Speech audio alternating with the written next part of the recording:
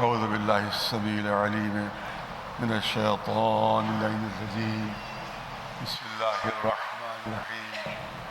الحمد لله رب العالمين، والصلاة والسلام على سيد الأنبياء والمرسلين، سيدنا ونبينا وشفيع المذنبين أبي القاسم محمد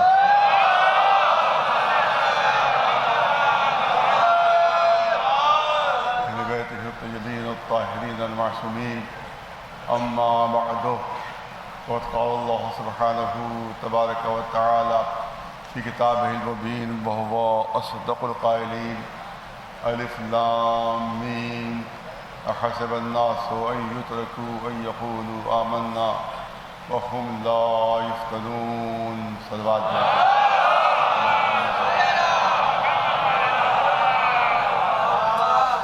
دو اعلان سماعت فرما لیں کہ سالانہ مجلس اعزاء 16 محرم کو روز جمعہ 7:30 بجے شب رضوی منزل قریب البائٹی ہاسپٹل کرسچین کالج کے سامنے گولا گنج میں یہ مجلس منعقد ہوگی 7:30 بجے شب 16 محرم کو، جس میں میرا ہی بیان ہوگا انشاءاللہ.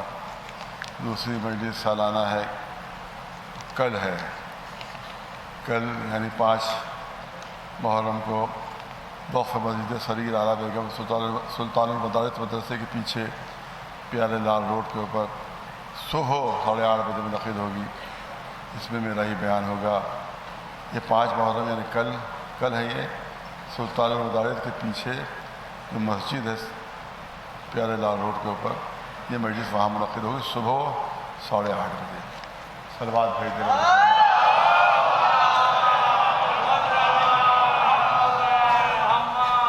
دائرے کی گفتگو بہت ہے اور باتیں بہت ہیں، اور اعتراض بے شمار کیے جاتے ہیں جن کی ہماری طرف سے مسلسل جواب جو ہے وہ دیے جاتے رہتے ہیں. آپ دیکھیں کہ ہمیشہ حکومتیں ہماری مخالف رہی، ہمیشہ لشکر ہمارے مخالف رہے، ہمیشہ ہمارے خلاف کام ہوتا رہا. شیعوں کے پاس نہ حکومتیں رہیں، نہ طاقتیں رہیں، نہ دولتیں رہیں. اس کے بعد بھی ہم باقی کیوں ہیں؟ ہمیں تو کب کا ختم ہو جانا چاہیے تھا، ہم کو تو کب کا مٹ جانا چاہیے تھا. 600 سال تک حکومتیں رہیں، ان کا کام ہی تھا شیعوں کو قتل کرنا. ان کا پورا کام یہی تھا، اور کوئی کام ہی نہیں کیا انہوں نے کوئی کام ہی نہیں کیا، صرف شیعوں کو مارتے رہے 600 سال تک لگاتار. بنی امیہ اور بنی عباس صرف شیعوں کو مارتے رہے، اس کے علاوہ کوئی کام ہی نہیں تھا، کوئی ڈیوٹی نہیں تھی. اس کے بعد بھی شیعہ موجود ہیں. آج بھی آپ دیکھیں کہ کہاں نہیں شیعہ مارے جا رہے ہیں، شیعہ کہاں نہیں قتل کیے جا رہے ہیں. آپ اپنے پڑوسی ملک دیکھ لیجیے، پاکستان میں روزانہ 8-10 اب تو کم ہوگی طالبان کے زمانے میں، بموں کے ذریعے سے ایک وقت میں 200 مارے جاتے تھے. 200 شیعہ ایک وقت میں بم کے دھماکے سے اڑا دیے جاتے. افغانستان میں ظلم کی انتہا کر دی طالبان نے. اس زمان اب تو طالبان جو ہے وہ طالبان خود اپنے نام سے ظلم نہیں کر رہے ہیں، بلکہ دوسروں کے ذریعے سے کروا رہے ہیں. اور خود جو ہے بیٹھے ہوئے کہ نہیں، ارے ہماری طرف سے کچھ نہیں ہو رہا ہے، یہ فلاں نے کیا ہے، فلاں نے کیا ہے، فلاں نے کیا. یہ زمانے میں شروع میں آج سے 10-12 سال پہلے کتنا ہزارہ قبیلے کو بامیان کے جو شیعہ علاقے وہاں کس طرح سے مارا تھا میں نے، کہ بڑے بڑے کنٹینرز میں، بہت بڑے بڑے کنٹینرز میں سب شیعوں کو، عورتوں، مردوں، بچوں کو اس میں بھر دیتے تھے، اور اس کو پوری طرح سے بند کر کے پہاڑ پر سے اس کو لوکاتے تھے. اور ہزاروں فٹ کی بلندی سے وہ کنٹینر جب نیچے گرتے تھے تو چیتھڑ ہو جاتے تھے لوگ. ہزار لوگ مار ڈالے، ہزار لوگ ختم کر دیے. لیکن پھر بھی شیعہ باقی ہیں، پھر بھی ماشاء اللہ شیعہ موجود ہیں. تو سوال یہ ہوتا ہے یہ کون سی چیز ہے شیعوں کو بچائے گا؟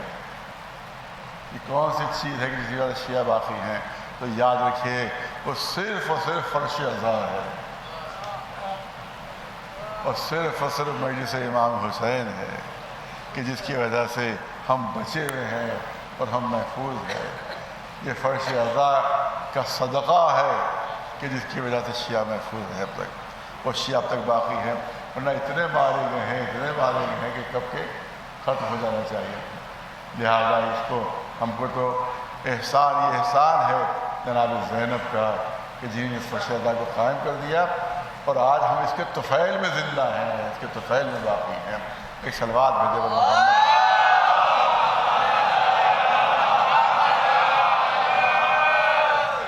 یہ جملہ کہا جاتا ہے کبھی کبھی کہ کب تک عزاداری کو زندہ رکھو گے؟ دیکھیے بہت توجہ رہے، کب تک عزاداری کو زندہ رکھو گے؟ 1400 سال گزر گئے ہیں، بات پرانی ہو گئی ہے، اب بھی تم اس کو زندہ رکھے ہوئے ہو، اب تک تم عزاداری کو زندہ رکھے ہوئے ہو۔ جملہ غلط ہے، جملہ غلط ہے جو کہا جاتا ہے کہ کب تک عزاداری کو زندہ رکھو گے۔ نہیں، معاملہ الٹا ہے، ہم نے عزاداری کو زندہ نہیں رکھا ہے، عزاداری نے ہمیں زندہ رکھا ہے۔ اس رضا حسین نے ہمیں زندہ رکھا ہے۔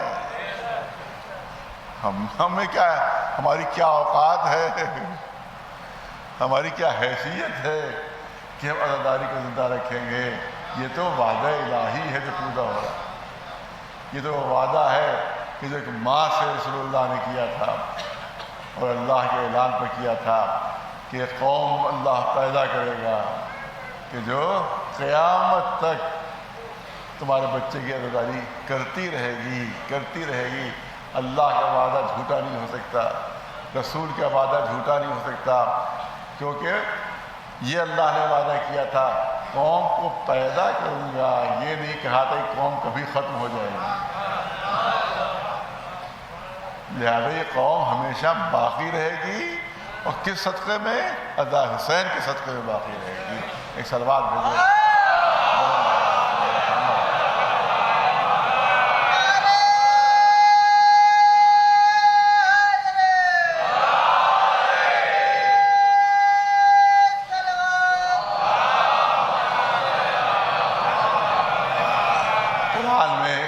مختصر جملہ ہے، بس پورا سمندر اس میں سمٹا ہوا ہے۔ فَاذْكُرُونِي أَذْكُرْكُمْ، فَاذْكُرُونِي أَذْكُرْكُمْ۔ اس کا جو لٹرل ترجمہ ہے تو یہی ہوا کہ تم مجھے یاد کرو تو میں بھی تمہیں یاد کروں گا، تم مجھے یاد کرو تو میں بھی تمہیں یاد کروں گا۔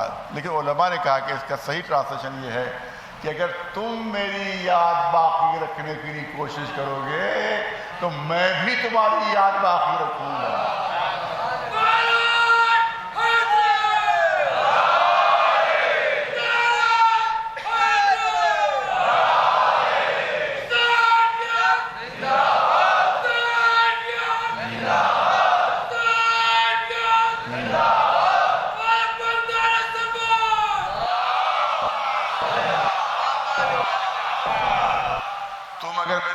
باقی رکھنے کے لیے صحیح کرو گے، کوشش کرو گے، قربانیاں دو گے تو میں بھی تمہاری یاد باقی رکھوں گا۔ تو اب تصور کیجئے کہ بندہ جب اپنی قوت پوری صرف کر دے گا اللہ کی یاد باقی رکھنے کے لیے تو بندے کی قوت محدود ہے، بندے کی قوت محدود ہے۔ اللہ نے کہا اگر تم میری یاد باقی رکھنے کے لیے اپنی ساری توانائی صرف کر دو گے تو میں تمہاری یاد باقی رکھنے کے لیے اپنی پوری قدرت صرف کر دوں گا۔ ایک صلوات بھیجے خداوند۔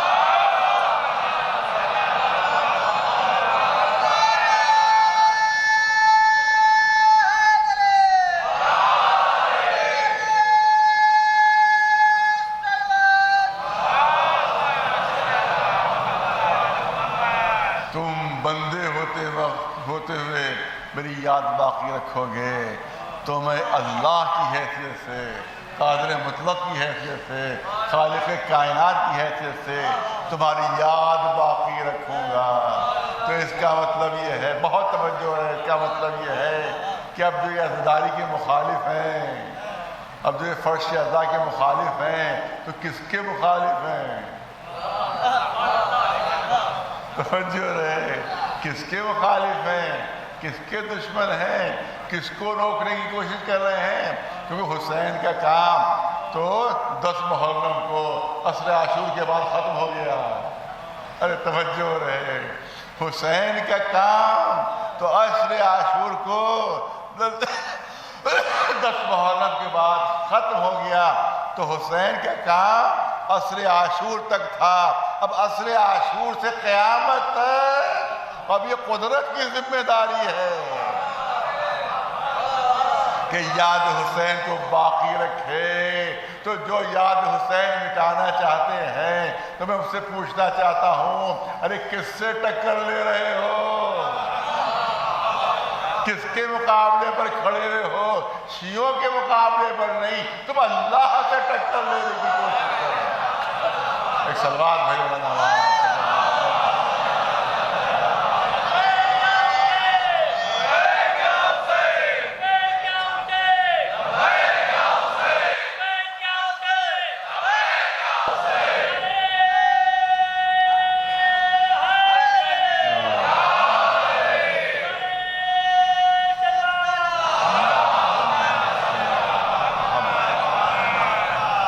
الہی ہے، ہمارے قرآن میں ہے، قرآن مجید میں کوئی جھٹلا نہیں سکتا، کوئی انکار نہیں کر سکتا۔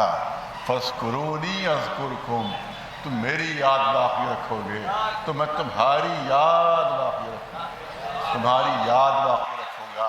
تو کربلا کے میدان میں حسین نے اپنا سب کچھ قربان کیا اللہ کی یاد باقی رکھنے کے لیے۔ لہذا اب فریضہ الہیہ یہ ہے کہ حسین کی یاد کبھی مٹنے نہ پائے، حسین کی یاد کبھی ختم نہ ہونے پائے۔ آپ یاد رکھیں، حقیقت یہ ہے کہ اگر امام حسین قربانی نہ دیتے تو آج نہ نمازیں ہوتی، آج نہ روزے ہوتے، آج نہ حج ہوتا، آج نہ خمس و زکوٰۃ ہوتا، نہ آج دین اسلام ہوتا۔ کیونکہ یزید نام تھا ایک انتہائی فاسق و فاجر انسان کا، کہ جس سے مذہب سے کوئی تعلق نہیں تھا۔ وہ تمام کام انجام دیتا تھا کہ جو ہر شریعت میں منع ہے۔ میں نے کبھی مثال دی تھی، یہاں پر بھی عرض کرنا چاہتا ہوں، اس مجلس میں بھی مثال دینا چاہتا ہوں۔ بہت پہلے شان غریبہ میں نے یہ مثال دی تھی، آپ کے سامنے اس کرنا چاہتا ہوں۔ دیکھیے، امام حسین کے اوپر جناب آدم نے سلام کیا ہے، امام حسین کے اوپر جناب نوح نے سلام کیا ہے، امام حسین کے اوپر جناب ابراہیم نے سلام کیا ہے، امام حسین کے اوپر جناب موسیٰ نے سلام کیا ہے، امام حسین کے اوپر جناب عیسیٰ نے سلام کیا۔ جتنے انبیاء آ رہے ہیں سب نے امام حسین کو سلام کیا ہے، سب نے امام حسین کو سلام کیا۔ کیا سبب ہے یہ سلام کا؟ یہ کیوں سلام کیا ہے؟ میں نے مثال دی تھی کہ فرض کیجیے کہ اگر کسی نے ہندوستان میں کوئی جرم کیا اور یہاں سے بچ کر وہ فرض کیجیے ایران پہنچ گیا یا کسی اور ملک پہنچ گیا، وہاں بھی اس نے کوئی جرم انجام دے دیا، وہاں بھی اس نے کوئی قانون کے خلاف کام کر دیا، وہاں تو جرمنی پہنچ گیا، جرمنی پہنچ کر کچھ ایسے ہوتے انٹرنیشنل مجرم ہوتے ہیں، انٹرنیشنل مجرم ہوتے ہیں کہ معلوم کہ وہ جرمنی پہنچ گیا اور وہاں نے اس سے وہاں کا قانون توڑ دیا، وہاں بھی بھاگ نکلا کسی نہ کسی طرح سے، اس کے بعد کسی اور ملک پہنچ گیا، وہاں بھی وہاں کے قانون توڑا اس نے۔ اب ہر جہاں کی پولیس تلاش کر رہی ہے اس کو، ہندوستان کی پولیس بھی ڈھونڈ رہی ہے اس کو، اور جرمنی کی پولیس بھی اس کو ڈھونڈ رہی ہے، پرتگال کی پولیس بھی اس کو ڈھونڈ رہی ہے، لیکن وہ پہنچ گیا ایران میں پکڑ گیا ہو، ایران میں گرفتار ہو گیا ہو، ایران کی حکومت نے اس کو سزا دی، ایران کی حکومت نے اس کو سزا دی۔ تو ہر جن حکومتوں کا وہ مجرم ہے سب ایران کی حکومت کا شکریہ ادا کرے گی کہ ہمارا شکریہ کہ آپ نے ہمارے مجرم کو سزا دی، ہمارا شکریہ کہ آپ نے ہمارے مجرم کو سزا دے دی، ہمارا شکریہ کہ آپ نے ہمارے مجرم کو سزا دے دی۔ ارے یزید اس کا نام ہے جو ہر نبی کا مجرم، جو ہر شریعت کا مجرم ہے۔ کربلا کے میدان میں حسین نے اس کو قیامت تک کے لیے شکست دے دی۔ آدم بھی سلام کر رہے ہیں، اے حسین تم نے میرے مجرم کو سزا دی۔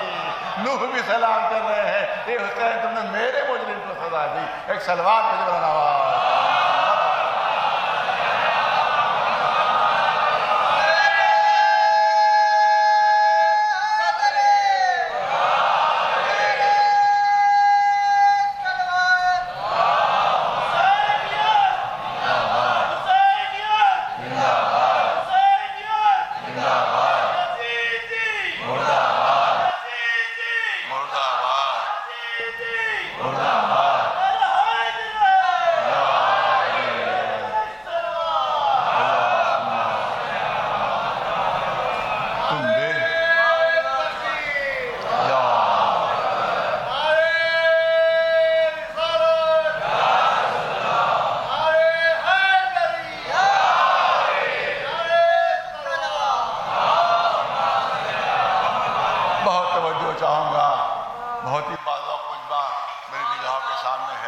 اللہ نے اعلان فرمایا کہ تم میری یاد باقی رکھو گے تو میں تمہاری یاد باقی رکھوں گا۔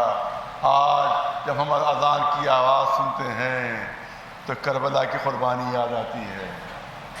آج ہم نماز کی صفحے جب دیکھتے ہیں تو ہمیں حسین یاد آتے ہیں کہ اگر حسین کی قربانی نہ دیتے تو آج یہ اذان نہیں ہوتی، آج یہ نماز نہیں ہوتی۔ آج ہم جب روزہ داروں سے مسجد کو بھری دیکھتے ہیں تو حسین یاد آتے ہیں کہ اگر حسین یہ قربانی نہ دیتے تو یہ روزے نہ ہوتے۔ آج جب حج میں ہم لاکھوں کا مجمع دیکھتے ہیں تو حسین یاد آتے ہیں کہ اگر حسین کربلا کے میدان میں قربانی نہ دیتے تو آج حج نہ ہوتا۔ نماز دیکھی حسین یاد آئے، توجہ رہے، نماز دیکھی حسین یاد آئے، اذان سنی حسین یاد آئے، روزے داروں سے مسجد بھری دیکھی حسین یاد آئے، حج میں لاکھوں کا مجمع دیکھا حسین یاد آئے۔ ان تمام چیزوں سے حسین یاد آتے ہیں۔ اور جب فرش عزا دیکھا تو اللہ کا وعدہ یاد آیا۔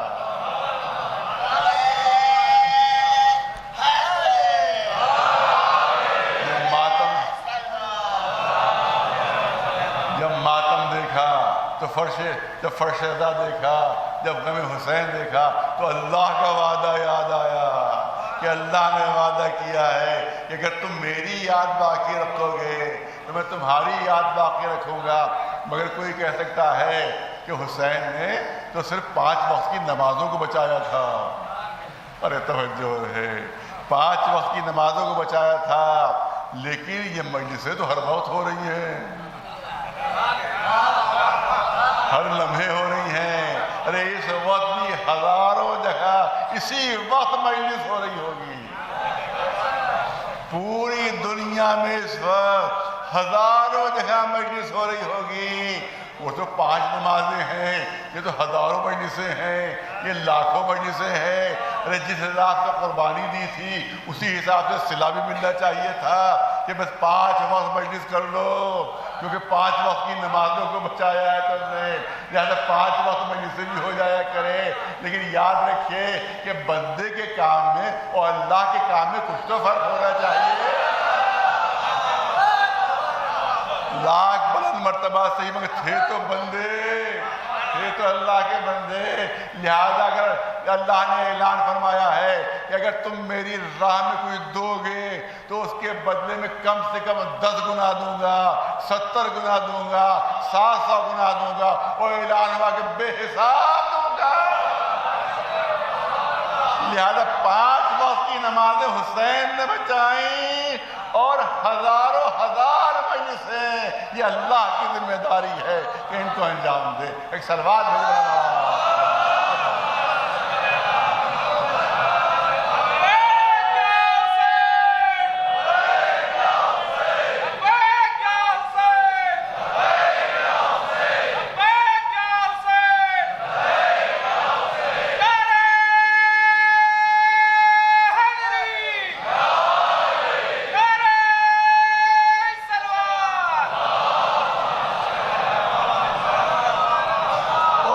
عرص سے پہلے کی بات ہے کہ چھوٹے امام باڑے میں ایک حسین ڈے ہو رہا تھا. اس کے علاوہ وہاں کانپور میں بہت بڑا ایک حسین ڈے ہوتا ہے.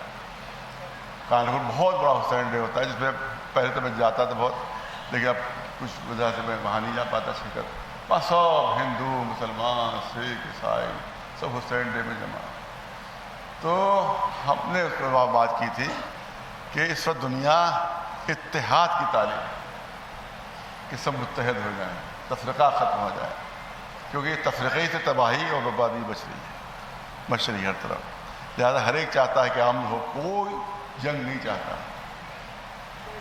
دنیا کی کوئی شخص جنگ, وہ تو حکمراں ہیں, وہ تو اپنی حکومتوں کی لالچ میں اور ہوس میں جنگ کا ماحول پیدا کرتے ہیں, مگر عوام نہیں چاہتے کہ وہ جنگ, کیونکہ نقصان حکمراں کا نہیں ہوتا ہے, نقصان عوام کو ہوتا ہے, نقصان پبلک کا ہوتا ہے. تو ہر ایک اتحاد ہے. دو چیز میں نے عرض کی تھی جو یہاں پر کرنا چاہوں گا کہ عوام جو ہے امن و سکون چاہتے ہیں, شانتی چاہتے ہیں, اتحاد چاہتے ہیں. تو یاد رکھیے کہ صرف ایک جگہ ایسی ہے کہ جہاں پر اتحاد پیدا ہو سکتا ہے. صرف ایک جگہ ایسی ہے جہاں اتحاد پیدا ہو سکتا ہے. کیوں؟ اگر آپ مسجد میں جائیں گے تو آپ کو صرف مسلمان ملے گا. توجہ ہے. اگر مسجد میں جائیں گے تو آپ کو صرف مسلمان ملے گا. آپ مندر میں جائیں گے تو آپ کو صرف ہندو ملیں گے. آپ گرجا گھر میں جائیں گے تو آپ کو صرف عیسائی ملیں گے. گرودوارے میں جائیں گے تو صرف سکھ ملیں گے. جین کے مندر میں جائیں گے تو صرف جین ملیں گے. کیا ہوا کہ ہر عبادت گاہ میں صرف اس مذہب کا ماننے والا ملے گا آپ کو, اس دھرم کا ماننے والا آپ کو ملے گا. لیکن صرف اور صرف مجلس حسین ایسی جگہ ہے جہاں ہر مذہب کا آدمی مل جائے گا, ہر دھرم کا آدمی مل جائے گا, ہر خیال کا آدمی مل جائے گا, ہر طرح کا انسان یہاں پر مل جائے گا. لہذا اگر دنیا میں اتحاد پیدا کرنا ہے تو صرف اور صرف عزائے امام حسین سے پیدا. ایک سلوات بھیجو رضا.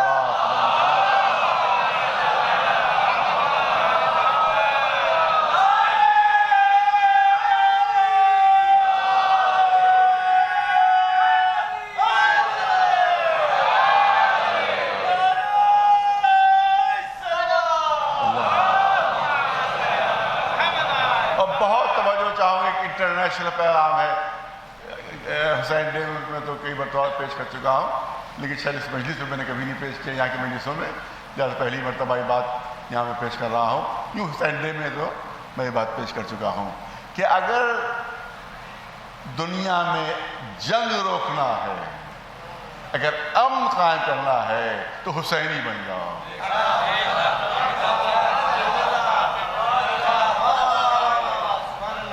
اگر دنیا میں امن قائم کرنا ہے, اگر امن قائم کرنا ہے, اگر جنگ سے روکنا ہے پوری دنیا کو, حسینی بن جاؤ. حسینی بن جاؤ. کیسے؟ پوری تاریخ کربلا اٹھا کر دیکھیں کہ جس وقت امام حسین ولید کے دربار میں پہنچے ہیں اور ولید کے دربار میں باہر سب کو روک دیا تھا, اس میں امام حسین نے جناب عباس, جناب مسلم, جناب علی اکبر, جتنے بنی ہاشم تھے سب باہر رک گئے اور کہا تھا کہ دیکھو اندر داخل نہ ہونا, جب میری آواز بلند ہو تب تمہیں اجازت, تم اندر داخل ہو سکتے ہو. جب ظاہر کیا جب مروان نے گستاخی کی, وہ تفصیل نہیں عرض کرنا ہے, جب مروان نے گستاخی کی اور امام حسین کی آواز بلند ہوئی تو سب سے پہلے جو آیا ہے سامنے وہ جناب ابو الفضل عباس. بہت توجہ رہے, بہت توجہ رہے. چاہتے تھے جناب عباس کہ مروان پر حملہ کر کے اس کو قتل کر دیں. یہاں پر امام حسین کا تاریخی جملہ ہے, تاریخی جملہ ہے, اے عباس ہم جنگ میں پہل نہیں کرتے. ارے توجہ ہے, اے عباس ہم جنگ میں پہل نہیں کرتے. اسی طرح سے ہر کے لشکر نے گھیرا ہے, اس وقت بھی کہا گیا چاہنے والوں نے کہ اس وقت تو لشکر کم ہے, ان کو ختم کر دیا جائے, ورنہ آگے جب لشکر بڑھ جائے گا تو دقت ہو جائے گی. تلواریں کھینچنے لگی. اس وقت بھی امام حسین نے یہی جملہ کہا تھا کہ ہم جنگ میں پہل نہیں کرتے, ہم جنگ میں پہل نہیں کرتے. جب دریا کے اوپر خیمے لگائے گئے تھے اور اس وقت ابن زیاد نے آ کر کہا تھا کہ خیمے، اس عمر سعد نے آ کر کہا تھا کہ خیمے ہٹ جائیں، یہاں کے اوپر آپ کے دریا کنارے آپ کے خیمے نہیں لگیں گے۔ اس وقت جناب عباس کا ہاتھ جب تلوار کے قبضے پر گیا، اس وقت حسین نے یہی فرمایا تھا، اے عباس ہم جنگ میں پہل نہیں کرتے۔ پورے کربلا میں ہمیشہ آپ کو امام حسین سے یہی جملہ ملے گا کہ ہم جنگ میں پہل نہیں کرتے، ہم جنگ میں پہل نہیں کرتے۔ اگر دنیا کا ہر حکمران اپنے سامنے حسین کا یہی جملہ لکھ کر لگا دے، یہی جملہ لکھ کر لگا دے کہ ہم جنگ میں پہل نہیں کرتے، تو جب کسی کی طرف سے پہل ہو ہی نہیں تو دنیا میں کوئی جنگ بھی نہیں ہوگا۔ تو دنیا میں کوئی جنگ نہیں ہوگی، تو اس کا مطلب یہ ہے، میں نے جملہ کیا تھا، یہ کربلا نہیں ہے بلکہ عالمی امن کی ضمانت کا نام ہے کربلا۔ ایک سلوات بھیجو نا۔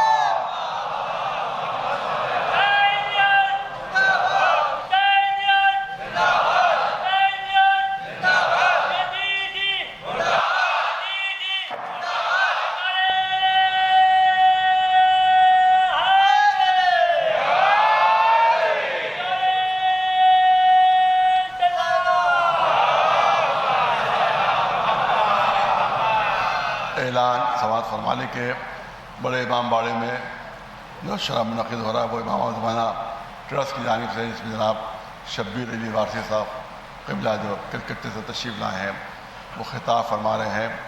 تو ظاہر ہے کہ اتنا بڑا شرح ہو رہا ہے تو اس میں کافی لمبا خرچ بھی ہے، لہٰذا گزارش ہے کہ آپ امام زمانہ ٹرسٹ کے سلسلے میں تعاون فرمائیں۔ اس کے علاوہ اور جو جتنے قومی کام ہیں اس میں بہت زیادہ اس ٹرسٹ کی طرف سے خرچ ہوتا ہے، لاکھوں لاکھ روپیہ جو ہے وہ خرچ ہو جاتا ہے، اور صرف آپ ہی کے تعاون سے۔ لہٰذا گزارش ہے کہ اس میں آپ لوگ تعاون فرمائیں۔ اور جب تذکرہ آئی گیا تو عرض کر دوں کہ سبتن آباد امام باڑے میں جناب مولانا ارشد جعفری صاحب اللہ خطاب فرما رہے ہیں، شام کو 8 بجے اس میں بھی شریک ہوں۔ اسی طرح سے سعادت علی خان امام باڑے میں وہاں بھی جناب مولانا رضا حیدر صاحب اللہ جو ایران تشریف لائے خطاب فرما رہے ہیں، اس میں بھی آپ حضرات شرکت فرمائے دونوں مجلسیں۔ یہ میرے ہی ذریعے سے قائم ہوئی تھی، سب سے پہلے دونوں مجلسیں میں نے ہی پڑھی تھی، اس کے بعد پھر اشرا وہاں قائم ہو گیا، اور الحمدللہ وہاں بہت زبردست مجمع ہوتا ہے، آبادی ہے۔ بڑے امام باڑے میں بھی کوئی اشرا نہیں ہوتا تھا، یہ ہم ہی لوگوں نے شروع کیا، اور اس سے وہاں اشرا ہوا، جس کی وجہ سے امام باڑہ آباد ہو گیا۔ اس کی وجہ سے تو یہ تمام مجلسوں میں آپ کی شرکت بہت ضروری ہے، تاکہ یہ امام باڑے آباد ہو رہے ہیں۔ جن امام باڑوں کو ہم نے چھوڑ دیا، ترک کر دیا، وہی غیروں کا قبضہ ہو گیا۔ لیکن اگر ہم جاتے رہے آتے رہے تو پھر کسی غیر کی ہمت نہیں ہو سکتی کبھی کہ وہاں پر قبضہ کر سکے۔ صلوات بول دے۔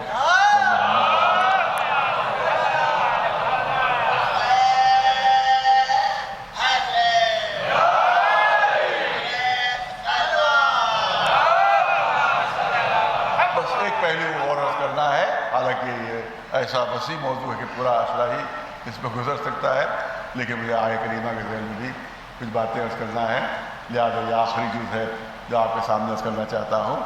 بہت بڑا اعتراض ہوتا ہے کہ جب ہم یہ زری کا بوسہ دیتے ہیں، جب ہم علم کو چومتے ہیں تو بہت بڑا اعتراض ہوتا ہے، صاحب بھائی آپ تو لکڑی چوم رہے ہیں، آپ تو کپڑا چوم رہے ہیں، آپ تو کاغذ چوم رہے ہیں، آپ تو یہ بانس کی تیلیاں اسے چوم رہے ہیں۔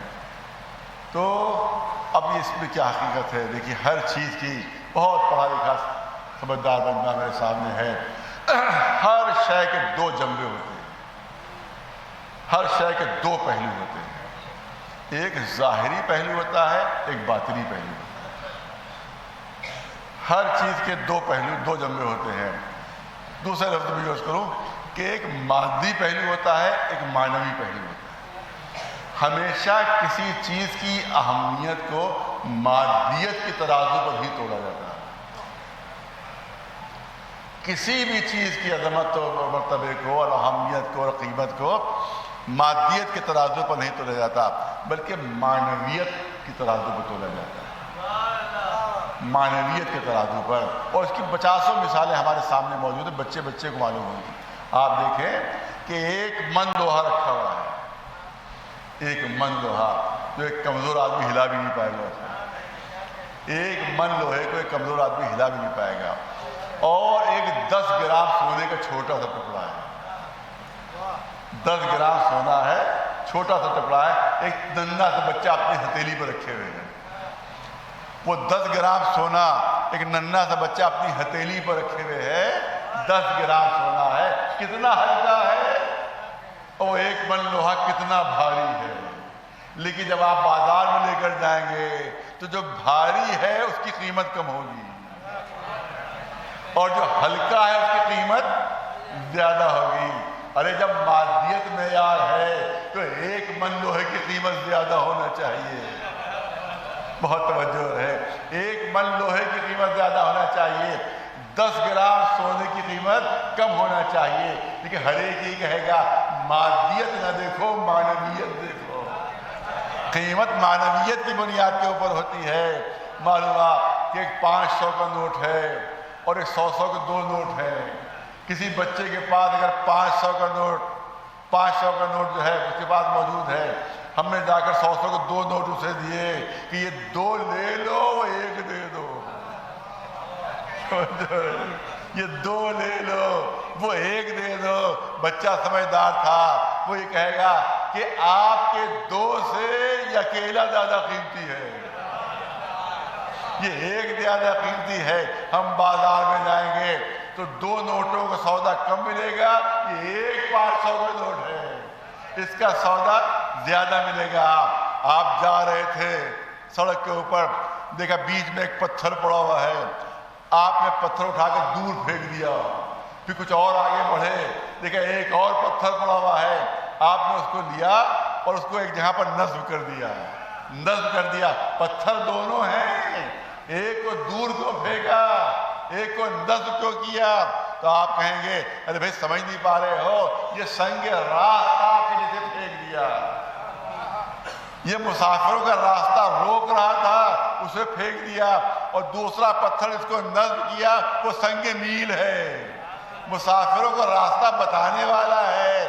تو جو راستہ روکنے والا ہے وہ دور پھینکنے کے لائق، جو راستہ بتانے والا ہے اگر اپنی جگہ سے ہٹ گیا ہو تو اپنی جگہ نصب کرنے کے لائق۔ ایک سلوات بھیجے محمد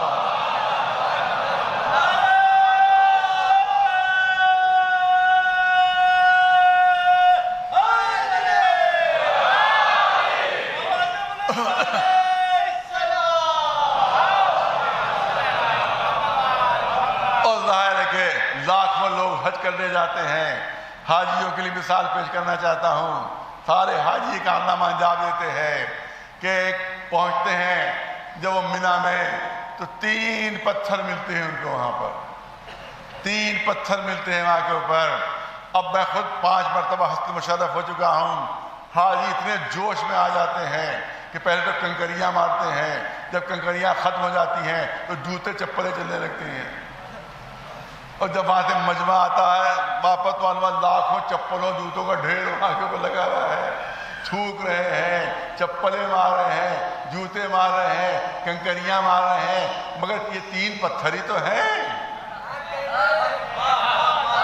3 پتھر ہیں، کنکریاں ماری جا رہی ہیں، تھوکا جا رہا ہے، جوتے چپلیں چل رہے ہیں، لیکن جب واپس آتے ہیں تو ایک چوتھا پتھر ملتا ہے۔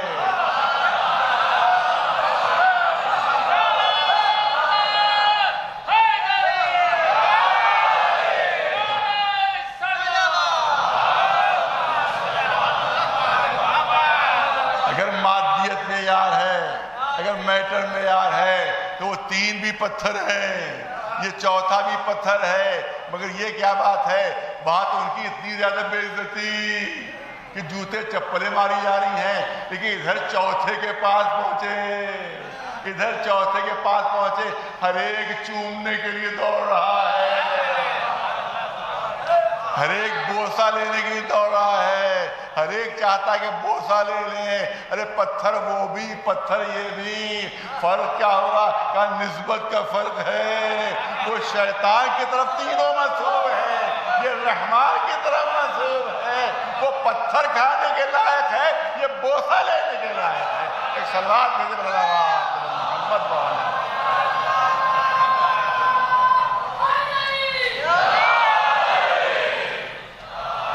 آپ دیکھیں کہ اصل چیز میں نے کہا کہ مادیت نہیں ہوتی ہے، بنیادی چیز معنویت ہوتی ہے۔ یہی دھوکہ شیطان نے بھی کھایا تھا۔ آج جو علم کے لیے، تعزیوں کے لیے، تابوتوں کے لیے کہتے ہیں کہ لکڑی ہے، کپڑا ہے، اور یہ تو صرف کاغذ کی تیلیاں ہیں، یہ وہی ہیں کہ وہی بات کہہ رہے ہیں کہ جو شیطان نے کہی تھی۔ شیطان نے کہی تھی کہ آدم کو مٹی سے پیدا کیا ہے، مجھے آگ سے پیدا کیا ہے، لہذا میں برتر ہوں۔ تو اس کا مطلب یہ ہے کہ شیطان کی نگاہ بھی مادیت پر تھی، معنویت پر نہیں تھی۔ ہمارا کام یہ ہے کہ ہم مادیت کی تہوں کو توڑ کر معنویت تک پہنچیں، یہ ہمارا فریضہ ہے۔ تو آپ یاد رکھیں وہاں بھی اس نے یہی کہا تھا، ارے یہ مٹی ہے، مٹی پست ہوتی ہے، آگ بلند ہوتی ہے، لیکن اس کا کہا گیا تھا وہ خطا اجتہادی تھی۔ تو میں کہوں گا نہیں، خطا اجتہادی نہیں، بلکہ وہ اس کی بنیاد ہی غلط تھی، اس کی بنیاد ہی غلط تھی، کیونکہ اس نے جو یہ فیصلہ کیا کہ مٹی جو ہے وہ پست ہے، آگ بلند ہے، اس کا نظریہ ہی غلط تھا۔ کیونکہ حقیقت یہ ہے کہ مٹی آگ سے بلند ہے، مٹی آگ سے بلند ہے۔ یہ اگر پوچھنا ہے تو کسی کسان سے پوچھئے، کسی کھیتی کرنے والے سے پوچھئے۔ کھیتی کرنے والا اپنے بیج کو آگ کے سپرد نہیں کرے گا بلکہ مٹی میں ملائے گا۔ ارے تم نے تو بیج کو مٹی میں ملا دیا، بیج کو مٹی ملا دیا، تو وہ کہے گا نہیں یہ مٹی جو ہے بڑی امانت دار ہے۔ ارے توجہ، یہ مٹی بڑی امانت دار ہے، ایک بیج بویا ہے، اس کے بدلے میں ہزاروں ملیں گے۔ یہ خیانت کاری ہے، یہ امانت دار ہے۔ اسی لیے مولا علی کو رسول نے آگ سے منسوب نہیں کیا ہے، مٹی سے منسوب کرتے ہوئے کہا ابو تراب ہے، کیونکہ مٹی آگ سے بلند ہے اور یہ ہے ابو تراب۔ اسی لیے جس وقت خیبر کا دروازہ علی نے اپنے ہاتھوں پر بلند کیا ہے تو لوگ رسول سے کہنے لگے ذرا دیکھیے تو کہ علی پورا دروازہ اپنے ہاتھوں پر اٹھائے ہوئے ہیں۔ تو رسول فرماتے ہاتھوں کا نہ دیکھو، پیروں کو دیکھو۔ اب جو دیکھا تو علی کے پیر فضا میں بلند ہیں، علی کے پیر فضا میں بلند ہیں، کیونکہ زمین میں کشش ہے، یہ ممکن ہی نہیں کہ دونوں پیر کوئی فضا میں بلند کر سکے، ناممکن ہے کہ دونوں پیر کو فضا میں بلند کر سکے۔ ایک پیر بلند کر سکتا ہے، دونوں پیر ایک ساتھ فضا میں بلند نہیں ہو سکتے، کیونکہ مٹی میں کشش ہے جس کی وجہ سے ہم اس کو اوپر نہیں ہو سکتے، لیکن علی کے دونوں پیر فضا میں بلند ہے۔ مٹی سے پوچھا جائے کہ آخر کیا بات ہے، ہر ایک کو کھینچ لیتی ہو تو علی کو کیوں نہیں کھینچ پا رہی ہو؟ تو شاید وہ جواب دے کھینچوں علی کو، مجھ میں کہاں اتنی تاب ہے، میں ہوں تراب اور علی ہوں تراب۔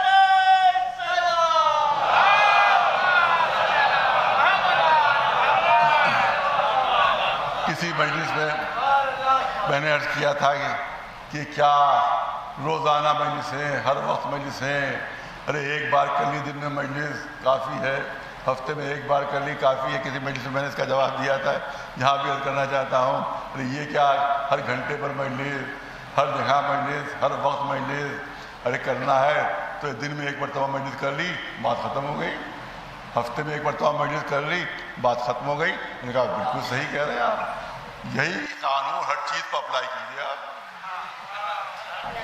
یہی قانون ہر چیز پر اپلائی کیجیے۔ یہ کیا کہ صبح کو ناشتہ کر رہے ہیں، دوپہر میں کھانا کھا رہے ہیں، رات کو پھر کھانا کھا رہے ہیں، ارے ہفتے میں ایک بار کھا لیا کافی،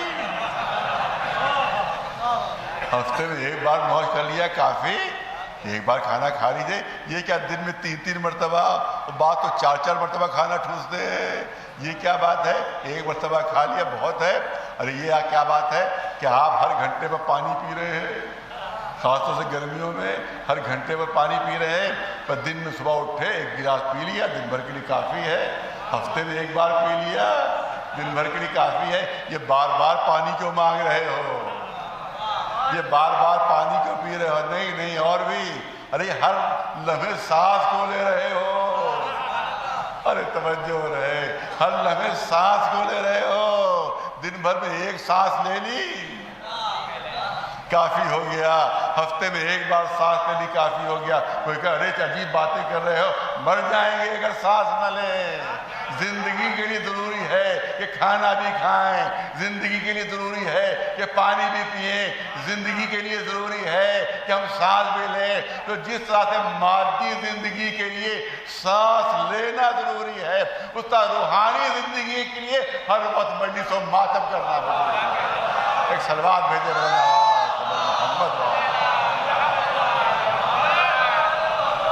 ایک صلوات بلند آواز۔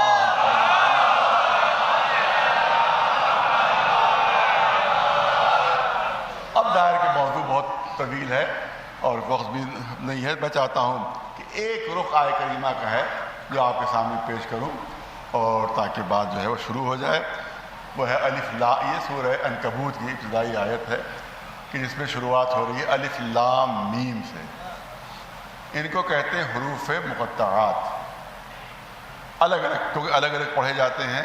الف لام میم، جب الف لام میم لکھا ہے تو کوئی اس کو علم نہیں پڑھتا، جب الف لام میم لکھا ہے تو اس کو علم پڑھیے، نہیں علم نہیں پڑھا جائے بلکہ الگ الگ پڑھا جائے گا، الف الگ پڑھا جائے گا، لام الگ پڑھا جائے گا، میم الگ پڑھا جائے گا۔ اسی لیے ان کو حروف مقطعات کہتے ہیں۔ مقطعات کے معنی ہے ٹکڑے ٹکڑے کر کے پڑھنا، الگ الگ کر کے پڑھنا، اسی لیے حروف مقطعات کہا جاتا ہے۔ تو یہ قرآن میں 29 سوروں میں ہے، 29 سوروں میں ہے اور 29 الفابیٹس بھی ہیں عربی میں، 29 الفابیٹس بھی عربی میں ہیں۔ تو اب یہ تمام سوروں میں استعمال ہوئے ہیں اور ان کی تعداد اگر سب کو گنا جائے تو زیادہ تعداد نکلتی ہے، لیکن عجیب بات ہے کہ 29 عربی کے 29 الفابیٹس میں 29 سوروں میں استعمال ہوئے ہیں، قرآن کے 29 عربی کے الفابیٹس ہیں، لیکن 29 میں سے اللہ نے صرف 14 الفابیٹس منتخب کیے ہیں۔ ارے توجہ ہے، صرف 14 الفابیٹس منتخب کیے ہیں، انہی 14 ہی کو ان میں استعمال کیا ہے۔ گویا قرآن اشاروں میں بتا رہا ہے کہ اگر قرآن لینا ہے تو 14 کے دامن سے وابستہ ہونا پڑے گا۔ ایک صلوات بھیجے اللہ۔ قرآن پر مصر میں تحقیق ہوئی، ان الفابیٹس پر بھی، حروف مقطعات پر بھی ہوئی، وہاں کے اوپر تحقیق ہوئی ہے۔ بہت سی عجیب چیزیں اس میں کھلی ہیں، میں موقع ہوگا تو اس کو عرض کروں گا آپ کے سامنے۔ ایک چیز عرض کرنا چاہتا ہوں، وہ یہ ہے کہ قرآن میں جب تحقیق ہوئی، ریسرچ ہوئی اور کمپیوٹر کے ذریعے سے قرآن پر تحقیق ہوئی تو ایک عجیب راز کھل کر سامنے آیا، کمپیوٹر کے ذریعے سے عجیب راز کھل کر سامنے آیا، اور وہ راز کھل کر یہ سامنے آیا کہ قرآن کی شروع کی آیتیں بہت چھوٹی ہیں، بہت چھوٹی ہیں، پھر رفتہ رفتہ قرآن کی آیتوں کے طول میں اضافہ ہوا ہے، آہستہ آہستہ اضافہ ہوا ہے۔ شروع کی آیتیں بہت چھوٹی ہیں، اس کے بعد جو آیتیں آئیں تو ان کی لینتھ کچھ بڑھا دی گئی، اس کے بعد جو آیتیں آئیں ان میں تھوڑی سی لینتھ ان کی اور بڑھی ہوئی ہے۔ اس طرح سے جو آخر کی آیتیں ہیں وہ سب سے زیادہ طولانی ہیں، وہ سب سے زیادہ ان کی لینتھ ہے۔ تو اسی لیے اسی لیے علماء نے کہا ہے کہ صرف قرآن کی آیت کا لیتھ دیکھ کر ہم بتا سکتے ہیں کہ یہ آیت کب نازل ہوئی. پر توجہ رہے صرف آیت کا لیتھ دیکھ کر ہم بتا سکتے ہیں اس کا طول دیکھ کر ہم بتا سکتے ہیں کہ کب نازل ہوئی ہے. اب سمجھے آپ کمپیوٹر کے ذریعے تحقیق کیا ہو رہی ہے؟ شروع کی آیتیں چھوٹی، اس کے بعد کچھ اور طویل، اس کے بعد کچھ اور طویل، اس کے بعد کچھ اور طویل، آخر میں طویل آیتیں ہیں. تو اس کا مطلب آخری آیتیں طویل ہیں، ابتدا کی آیتیں چھوٹی ہیں. کمپیوٹر کے ذریعے سے ریسرچ ہو رہی ہے، کمپیوٹر کے ذریعے سے تحقیق ہو رہی ہے کہ شروع کی آیتیں چھوٹی، آخر کی آیتیں طویل. مگر جب سورہ مائدہ جو ابتدائے قرآن میں ہے، جب اس کی ایک آیت کمپیوٹر میں فیڈ کی گئی تو پورا سسٹم رک گیا. ارے توجہ ہے، تو پورا سسٹم رک گیا کہ یہ آیت یہاں کہاں آئی؟ یہ جگہ تو اس آیت کی نہیں ہے. اس کا طول بتا رہا ہے کہ اس کو آخر قرآن میں ہونا چاہیے. ظاہر ہے کہ تقیہ انسانوں پر واجب ہے، کمپیوٹر پر تو واجب نہیں ہے. لہذا کمپیوٹر نے رات پر سے پردہ ہٹایا کہ اس آیت کا طول بتا رہا ہے کہ اس کو آخر میں ہونا چاہیے. یہ ابتدا میں کیسے آ گئی ہے؟ وہ آیت کون سی ہے؟ الیوم اکملت لکم دینکم واتممت علیکم نعمتی ورضیت لکم الاسلام دینا. صلوات بھیجو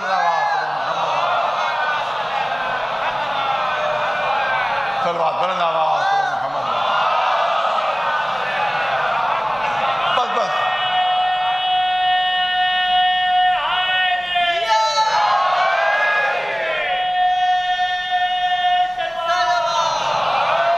29 بس کیونکہ وقت کم ہے لہذا اس کو شارٹ کروں میں کہ 29 سوروں میں یہ حروف مقطعات استعمال ہیں. جیسے سورہ بقرہ شروع میں الف لام میم. کمپیوٹر کے ذریعے سے تحقیق ہوئی کہ پورے سورہ بقرہ میں اتنی مرتبہ الف استعمال ہوا ہے کہ 19 سے ڈیوائڈ ہو سکتا ہے. اتنی مرتبہ لام استعمال ہوا ہے کہ 19 سے ڈیوائڈ ہو سکتا ہے. اتنی مرتبہ میم استعمال ہوا ہے کہ 19 سے ڈیوائڈ ہو سکتا ہے. کسی سورے کے شروع میں الف لام را ہے تو پورے سورے میں اتنی مرتبہ الف استعمال ہوا ہے کہ 19 سے ڈیوائڈ ہو سکتا ہے. اتنی مرتبہ لام استعمال ہوا ہے کہ 19 سے ڈیوائڈ. اتنی مرتبہ رے استعمال ہوا ہے کہ 19 سے ڈیوائڈ. ایک سورے میں کاف ہا یا عین صاد ایک سورے میں ہے. اتنی مرتبہ اسی سورے میں اتنی مرتبہ کاف استعمال ہوا ہے 19 سے ڈیوائڈ ہوتا ہے. اتنی مرتبہ ہا استعمال ہوا ہے, اتنی مرتبہ یا استعمال ہوا ہے, اتنی مرتبہ عین استعمال ہوا ہے, اتنی مرتبہ صاد استعمال ہوا ہے, تو 19 سے ڈیوائڈ ہو سکتا ہے. عجیب معجزہ قرآنی ہے. بہت توجہ پڑھے لکھے مجمع کی چاہتا ہوں. عجیب معجزہ قرآنی جو صرف کمپیوٹر کی نظر ہی دیکھ سکی. انسان کی نظروں سے یہ معجزہ قرآنی چھپا ہوا تھا, اور اسی کمپیوٹر نے تحقیق پیش کی کہ سورہ قاف جو اس کی ابتدا ہے, جو سورہ اس کو قاف سے ہے, صرف ایک حرف ہے قاف قاف قاف. اور اس کے بعد وہ لکھتے ہیں کہ پورے قرآن مجید میں جہاں جہاں جناب لوط کا نام آیا ہے وہاں قوم لوط ہے, قوم لوط ہے. پورے قرآن میں جناب لوط کے ساتھ قوم کے لفظ آیا ہے, جناب لوط کے ساتھ قوم کے لفظ آیا ہے پورے قرآن میں. لیکن سورہ قاف میں یہ قوم کے لفظ ہٹایا گیا. ارے توجہ, یہ قوم کے لفظ ہٹایا گیا. اور سورہ قاف میں صرف ایک مرتبہ پورے قرآن میں اخوان و قوم استعمال کیا گیا, اخوان و لوط استعمال کیا گیا. اخوان کے لفظ آیا. کیوں؟ اس لیے کہ یہاں پر بھی اگر قوم کے لفظ استعمال ہو جاتا تو ایک قاف بڑھ جاتا. 57 قاف استعمال ہوئے جو 19 سے ڈیوائڈ ہو سکتے, یہ 58 ہو جاتے جو 19 سے ڈیوائڈ نہ ہو پاتا. پورے قرآن میں لفظ قوم, لیکن سورہ قاف میں لفظ اخوان قوم استعمال ہو گیا تاکہ قاف کی تعداد اتنی ہی رہے, اتنی ہی رہے کہ جو 19 سے ڈیوائڈ ہو سکے. کوئی کہے کہ ہو سکتا ہے کہ ابھی کوئی غلط فہمی ہو. نہیں, آپ دیکھیں کہ جہنم کے اوپر وہاں پر کنٹرول کرنے کے لیے بدماشوں کو، یزیدوں کو، صداموں کو کنٹرول کرنے کے لیے کتنی زیادہ فرشتوں کی ضرورت محسوس ہوتی ہوگی.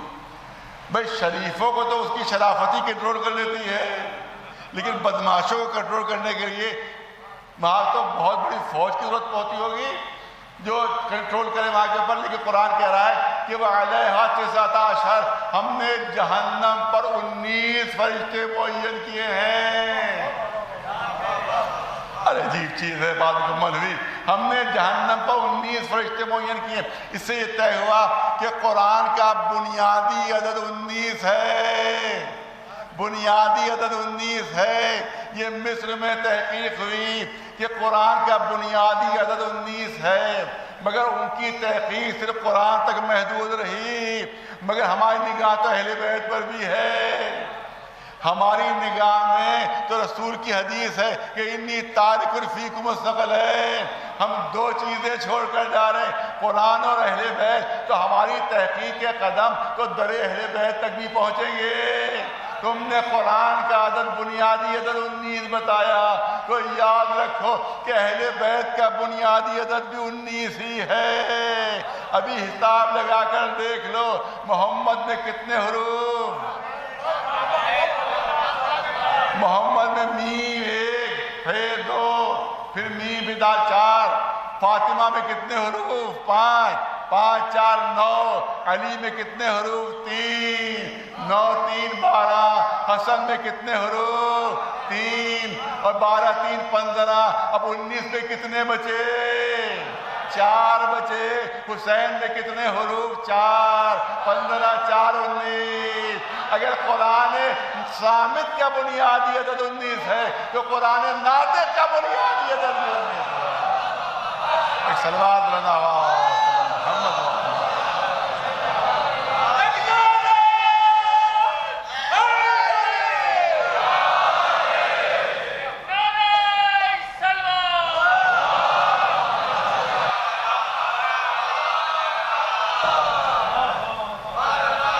کربلا کے لیے کہا گیا کہ یہ اتحاد کا مرکز ہے آدمی کے لیے. حقیقت یہی ہے کہ وہاں ہر ایک کی نمائندگی موجود تھی. وہاں اہل سنت بھی تھے، وہاں حسینی برہمن بھی تھے، وہاں عیسائی مذہب سے تعلق رکھنے والے بھی تھے جنہوں نے قربانی اپنی پیش کی ہے. تاریخ میں ہے جناب وہب، یہ مسلمان نہیں تھے. ان کی والدہ وہب اور ان کی نئی نویلی دلہن کہ صرف 17 دن ہوئے تھے شادی کے، گزر رہے تھے کربلا کی طرف سے. دیکھا ہے کہ مظلوم ہے، چاروں طرف سے گھرا ہوا ہے.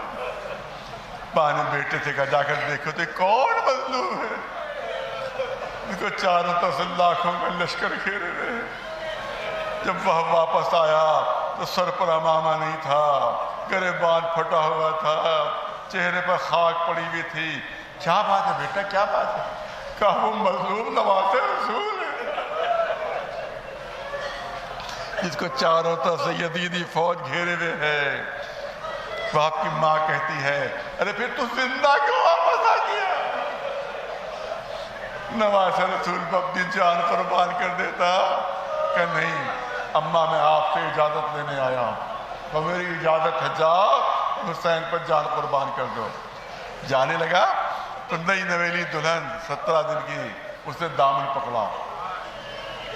کہا کہ وہاں مجھے کس پر چھوڑ کر چلے، مجھے کس پر چھوڑ کر چلے. ماں نے کہا دیکھو اس کے بہکائے ہوئے نہ آنا، بہکائے ہوئے نہ جاؤ اور جا کر حسین پر اپنی جان نچھاور کرو. تو اس 17 دن کی دلہن نے کہا کہ ہاں جاؤ، مگر ایک شرط میری یہ ہے کہ مجھے حسین کی خدمت میں لے چلو. میں اس سے کچھ وعدے لینا چاہتی ہوں، میں اس سے کچھ وعدے لینا چاہتی ہوں. وہاں اپنی زوجہ کو خدمت امام حسین میں آیا، لے کے آیا. وہ کہا کہ آقا یہ جا رہا میرا وہب دنیا سے رخصت ہوگا، آپ پہ اپنی جان نچھاور کر دے گا، لیکن یہ کہ آپ 2 وعدے فرمائیے. ایک وعدہ تو یہ کہ وہاب میرے آنے سے پہلے جنت میں داخل نہ ہو، میرے آنے سے پہلے جنت میں داخل نہ ہو، اور دوسرا یہ کہ مجھے اپنی بہن زینب کی کلیدی میں دے دیجیے۔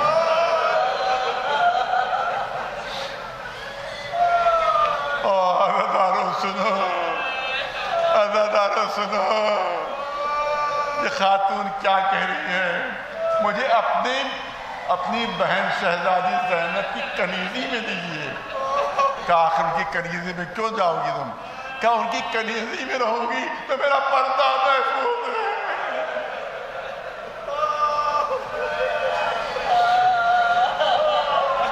اگر علی کی بیٹی کی کلیدی میں، اگر آپ کی بہن کی کلیدی میں چلی جاؤں گی تو میرا پردہ محفوظ رہے گا۔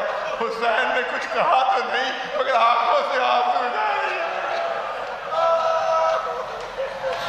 یہ آنسو بتا رہے تھے کہ مومنہ تو کیا کہہ رہی ہے، یہی زینب ہی تو ہوگی جو بازار کوفہ و شام میں بے چادر لائی جائے گی۔ وہب جاتا ہے میدان میں، داد شجاعت دیتا ہے، دشمن نے وار کیا ہاتھ کے اوپر، ہاتھ کی چاروں انگلیاں کٹ گئی وہب کی، خون کی دھاریں ہاتھ سے بہہ رہی تھی۔ با کے سامنے آیا، اے اماں آپ راضی ہو گئی، اے اماں آپ راضی ہو گئی؟ با نے کہا نہیں، اس وقت تک راضی نہیں ہوئی جب تک کہ تجھے خاک خون میں لوٹنا نہیں دیکھ لوں گی۔ وہب جاتے میدان جنگ میں، زخمی ہو کر گرتے ہیں، جیسے ہی وہب گرے ویسے ہی زوجہ ایک تناب خیمہ لے کر آگے بڑھی، وہب کے قاتل پر حملہ کیا، اس نے گرد مارا، مومنہ کے سر پر پڑا، وہیں تیورا کر گری، وہیں جان دے دی۔ حسین نے اپنا وعدہ پورا کر دیا۔ ادھر وہب انتظار کر رہے ہیں، زوجہ آئے تو جنت میں داخل، زوجہ آئے تو جنت میں داخل ہو۔ لیکن اب آپ کو زیادہ انتظار نہیں کرنا پڑا، تھوڑی دیر میں زوجہ بھی جنت کے دروازے پر پہنچ گئی۔ روایت کہتی ہے کہ قاتل آگے بڑھا، آخری جملے، قاتل آگے بڑھا اور ماں کی نگاہوں کے سامنے بیٹے کے گلے پر خنجر چلا، گلا کٹ کے الگ ہوا۔ ظلم کی انتہا یہ کہ اس نے ماں کے سامنے وہ سر اچھال دیا، ماں کی طرف سر اچھال دیا۔ اب تک تو مادر وہب سے صبر ہوا تھا مگر اب صبر نہ ہوا، دوڑ کر آگے بڑھتی ہے، اپنے لال کا سر اٹھا کر چہرے سے خون صاف کیا، سینے سے لگایا، پیشانی کو چوما، رخساروں کو بوسہ دیا۔ تاریخ کربلا کہتی ہے ماں نے دوبارہ وہ سر قاتل کی طرف اچھال دیا کہ ہم جو راہ خدا میں دے دیتے ہیں ہم واپس نہیں لیتے۔ ہائے مادر وہب، آپ کا صبر مثال، آخری جملے، مادر وہب آپ کا صبر مثالی ہے، مگر کم از کم آپ کو اتنا موقع تو مل گیا کہ اپنے لال کے سر کو سینے سے لگا دیا، پیشانی کو چوم لیا، رخساروں کو بوسہ دے دیا۔ اے مادر وہب یہ دیکھیے کہیں ام لیلہ یہ منظر تو نہیں دیکھ رہی، کہیں علی اکبر کی ماں یہ منظر تو نہیں دیکھ رہی ہے؟ کیا اس ماں کے دل میں حسرت نہیں ہوگی کہ ایک مرتبہ علی اکبر کا سر مجھے نہیں مل جائے؟ ارے ایک مرتبہ سینے سے لگا دو، رخساروں کو بوسہ دے دو۔ لیکن کربلا سے کوفے سے شام، علی اکبر کا سر نو کے نیزہ پر۔ میں شہزادی کی خدمت میں ہاتھ جوڑ کر کرتا ہوں، اے شہزادی اگر علی اکبر کا سر آپ کو مل بھی جاتا تو آپ سینے سے لگاتی کیسے؟ ارے پورے راستے ہاتھ پسے گردن سے بدے ہوئے۔ ام لیلہ کے دل میں حسرت ہی رہ گئی، علی اکبر کا سر آگے، علی اکبر کا سر کو چھوڑ۔ سيعلم الذين ظلموا أي منقلب